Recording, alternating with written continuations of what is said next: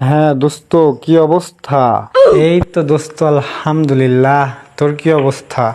এই তো আলহামদুলিল্লাহ, ভালোই আছি। যাক, তাহলে তো ভালো। अच्छा। কসি, তুই কি এবার ঈদেতে ভাবির কিছু কিনে দিছিস? আরে হ্যাঁ, ওরে তো অনেক কিছু দিছি আমি।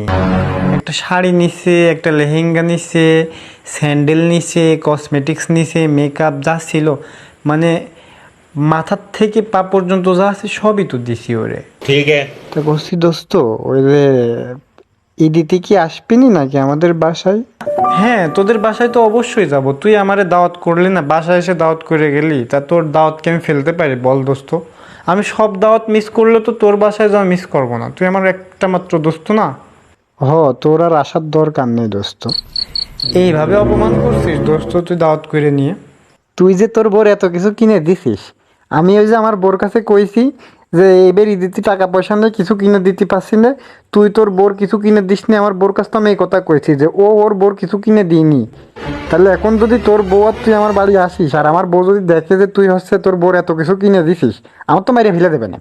তুই চাস আমার সংসারটা ভেঙে যাক? তুই আসিস না বাপ। হ্যাঁ, রাখ, তুই ফোন রাখ। বোধ দেখে ভয় পাইস এখনো? পুরুষ মানুষ হ, বুঝছিস? পুরুষ মানুষ হ।